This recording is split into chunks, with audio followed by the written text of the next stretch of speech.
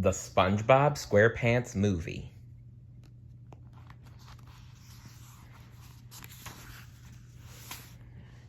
Chapter 10. Out on the open road, SpongeBob and Patrick were speeding along the highway. "Oh, come on, Pat, one more time," said SpongeBob. Patrick stood up and started to imitate the bartender from the Thug Tug. "We're on a bubble blower hunt, and I think we don't know how to weed them out."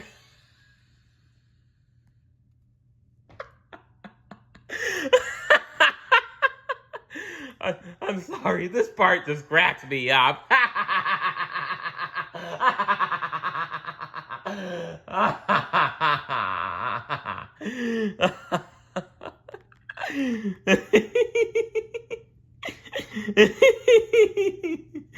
SpongeBob and Patrick both started hysterically laughing.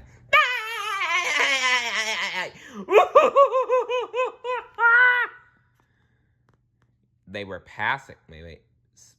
Meanwhile, the scenery around them began to change. They were passing piles of skulls and bones, but neither noticed. "Weed 'em out," cried SpongeBob. "What a jerk!" yelled Patrick. "How about when he was all like, well, looks like we got ourselves a double bubble blowing baby," said SpongeBob. "And they were like, it wasn't us, added Patrick.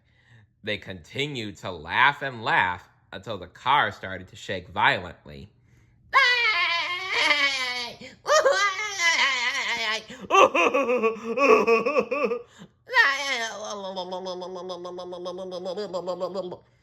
SpongeBob stopped laughing.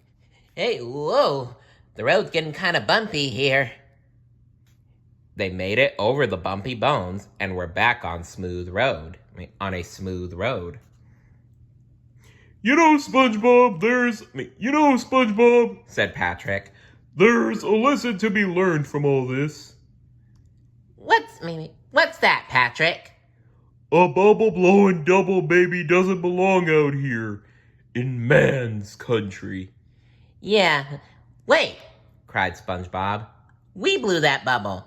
Doesn't that make us the bubble-blowing double baby? Maybe the double bubble-blowing baby?" You know, I'm with SpongeBob on this one. They blew that bubble, so wouldn't that make them the bubble-blowing double baby?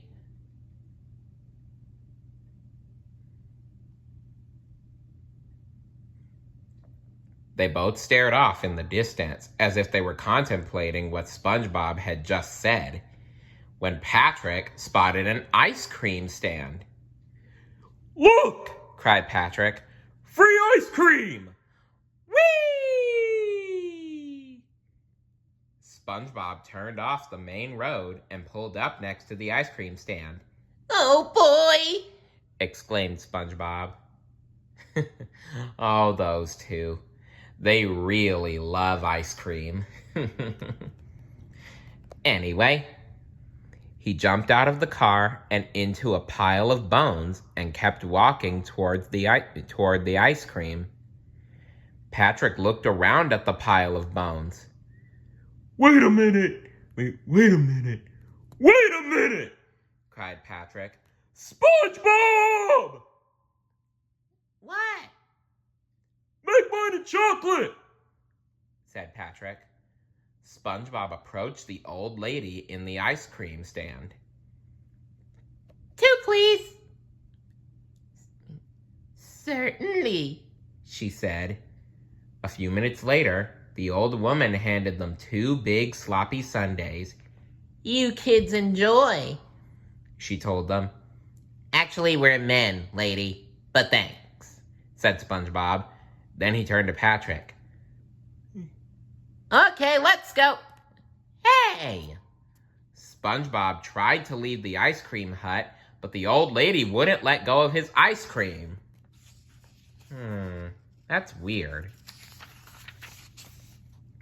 Also, doesn't it seem a little suspicious that there was a ice cream stand in the middle of a place with piles of skulls and bones? SpongeBob began to tug and pull, but he was stuck as if his hands were glued there. Ugh! Ugh! What is this? SpongeBob struggled to get away, even as the walls of the ice cream stand fell. The old lady started to look less and less like an old lady. What kind of old lady are you? Cried SpongeBob. Just then, her wig and glasses fell off, and SpongeBob felt himself being lifted off the ground. Ew! He screamed. Yeah, I know, that's gross. Snapping fangs and two bulging eyes broke out of the ground, followed by a monstrous frogfish. The old lady was just part of the monster's tongue. This was a trap! Ah! Screamed SpongeBob. Finally, he let go of the ice cream. SpongeBob bounced off a fang and fell into the paddy wagon. Luckily, Patrick backed up just in time. Did you get the ice cream? Asked Patrick. Patrick, this is no time to worry about ice cream. You're about to be eaten. Step on it, Patrick! SpongeBob yelled. Steel-belted pickles spun in the dirt, and the paddy wagon raced away. SpongeBob clinging to the dashboard. The wagon was a convertible, no roof. Looked over his shoulder. The frogfish was gaining on them. SpongeBob let out a blood-curdling scream. Ah! The hungry, fanged mouth was about to swallow the paddy wagon. The old lady popped out of the monster's mouth. Come on, kiddies, she cackled. have some ice cream. Patrick and SpongeBob screamed some more. Ah! Oh! I'll let you pet Mr. Whiskers, The old lady said. A little phony cat poked out of the frogfish's mouth and meowed. Meow. Ah! Oh! Jump for it, Patrick! SpongeBob cried. They both leaped from the paddy wagon just as it flew over the edge of the cliff. The jaws of the frogfish snapped shut, swallowing the paddy wagon. The monster smiled and made a yummy noise. Suddenly, the frogfish realized it had leaped out. It had leaped out over the deep trench, with nothing to hold it up. And then, things got even worse for the frogfish.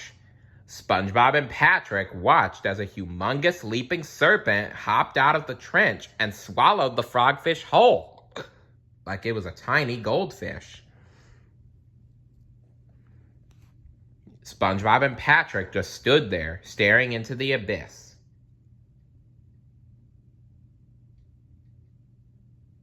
Well, we lost our car again, Said SpongeBob.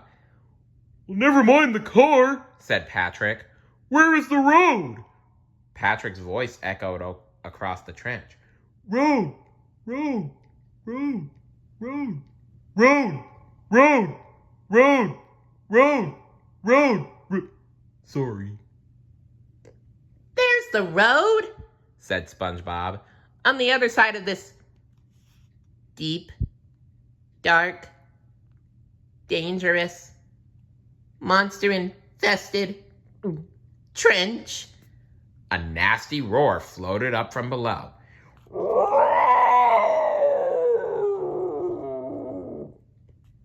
Hey, SpongeBob, look! Said Patrick. I found the way down. Patrick began to step on the stairs that went right down into the trench. Patrick looked into the darkness. More growls and snarls rose up from the pit.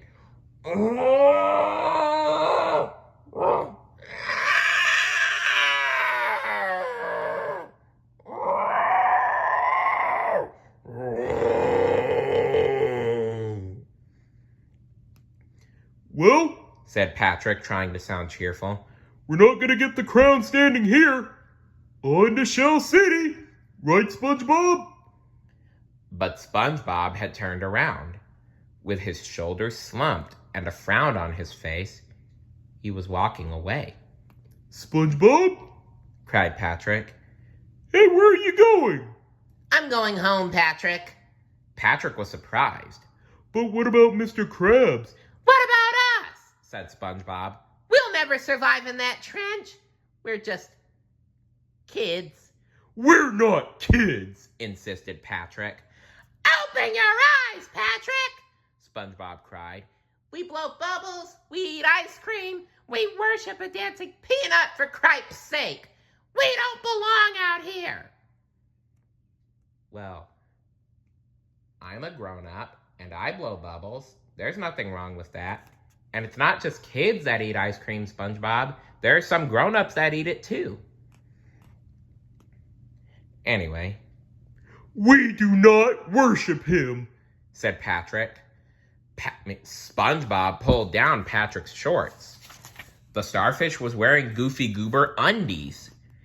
Patrick, said SpongeBob sternly, you've been wearing the same Goofy Goober peanut party underpants for 3 years straight. What do you call that? Worship? Patrick sobbed. Patrick sobbed, shorts still down around his ankles. Oh, you're right, SpongeBob. We are kids.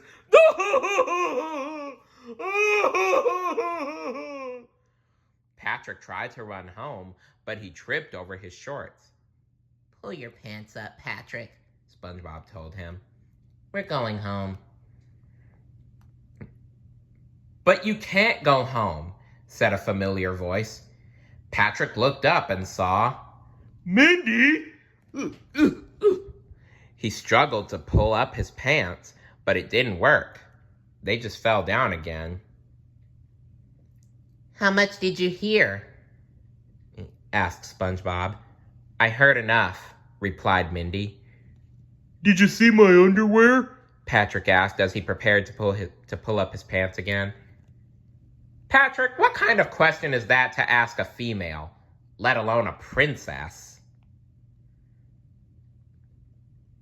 Look, you guys, you may be kids, but you're the only ones left who can get that crown, said Mindy. What are you talking about? Asked SpongeBob. Things have gotten a lot worse since you've left Bikini Bottom, Mindy said as she opened a clam-shaped mirror that doubled as a spy camera. Or should I say, Planktopolis. Planktopolis? What you talking about, Mindy? She showed them in her mirror what had become of their hometown. Plankton laughed diabolically as he forced a whole bucket-headed army of mind-numbed slaves to build a huge monument in his honor. Work harder! Work harder! Plankton cried, snapping a whip. SpongeBob watched this scene in horror. Oh my gosh! It's true! Cried SpongeBob. Everyone I know is a slave! Mrs. Puff, Squidward, he cried. Then he gasped. Gary! Meow, Plankton, murmured Gary. Yup, Plankton turned everybody they know into slaves. Squidward, Sandy, Larry, Mrs. Puff, even SpongeBob's pet snail, Gary.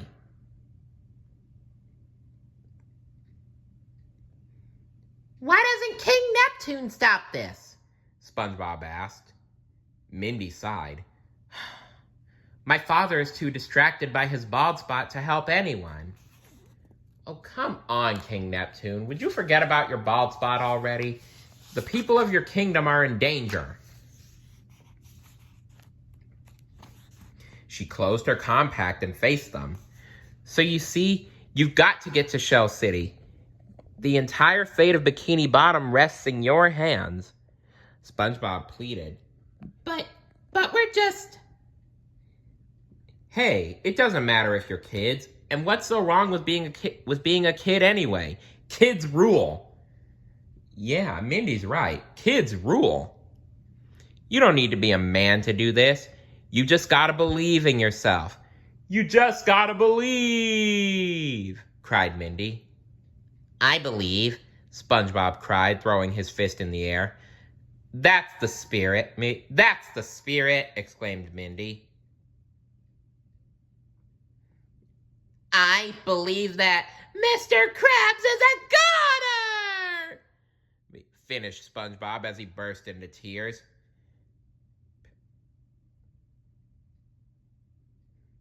Patrick started crying too. And don't forget our homeland, he added, sniffling.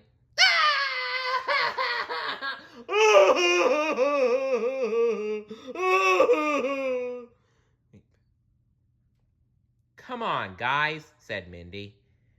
But SpongeBob and Patrick were inconsolable. They both collapsed to the ground in hysterics. Meanwhile, back at the Thug Tug, a motorcycle pulled up with a roar and a cloud of sand. Sitting in the saddle was Dennis, the really big, scary dude. He scanned the area, looking for clues, and he found one. The remnants of popped bubbles were lying in the parking lot. He grunted. Looks like they left this here. He picked up the bottle and blew a bubble. Hey! Yelled Victor from the Thug Tug's doorway. You may not know it, cowboy, but we got a rule around here about blowing bubbles. Victor snapped his fingers, and a dozen thugfish appeared. Every one of them was spoiling for a fight. The thugs surrounded Dennis, and Victor walked right up to him. The rule says that all bubble blowers will be punished. But Dennis picked up Victor and sent him flying all the way back to the Thug Tug. Dennis tipped his cowboy hat and sped away on his motorcycle, hot on SpongeBob's trail. By this time, SpongeBob and Patrick were cradling each other and still crying.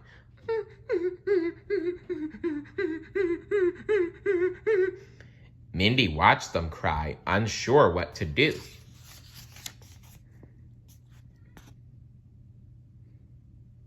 Oh boy. Think, Mindy, think, she mumbled to herself. Finally, an idea came to mind. Well, I guess you're right. A couple of kids could never survive this journey, she said. SpongeBob and Patrick just looked at each other and started crying again.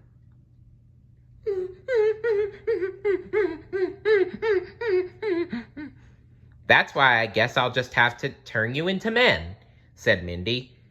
Suddenly, smiles spread across their faces, and the boys stopped crying and began jumping up and down. You can do that? How? Asked SpongeBob. With my mermaid magic, said Mindy. Shh! Did you hear that, Pat? SpongeBob said, excited. She'll use her mermaid magic to turn us into men! Hooray! Cried SpongeBob and Patrick. We're gonna be men! We're gonna be men! We're gonna be men! Now let's get started, said Mindy. Close your eyes. They did. Are we men yet? Asked SpongeBob impatiently. Not yet, said Mindy as she gathered some seaweed strands. What do we do, Mindy? Spin around 3 times, she instructed. They did. I think it's working, said SpongeBob. Good. Now keep your eyes shut. As she talked, she bundled the seaweed together. The mermaid's magic, said Mindy. With my one tail fin, I command the 2 of you to turn into men. She placed a bundle of seaweed on SpongeBob's face, then on Patrick. The seaweed looked just like bushy mustaches. Open your eyes, she told him. They did. Goodness gracious, Patrick! Cried SpongeBob, pointing to Patrick's face. You have a mustache! So do you, said Patrick. They marveled at their new mustaches. Okay, said Mindy, snapping them back to reality. Now that you're men, can you make it to Shell City? But SpongeBob and Patrick were still in mustache heaven.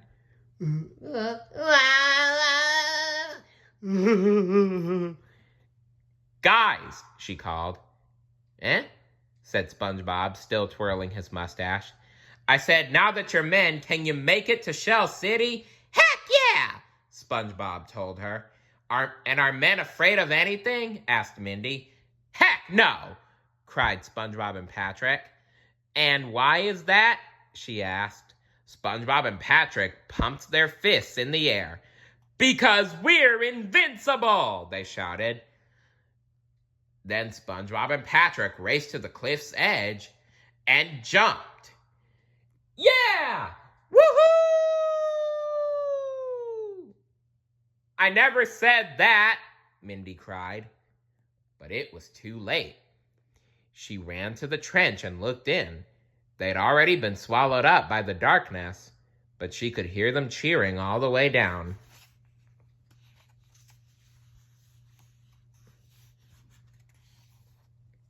Stay tuned for Chapter 11. See you later. Bye.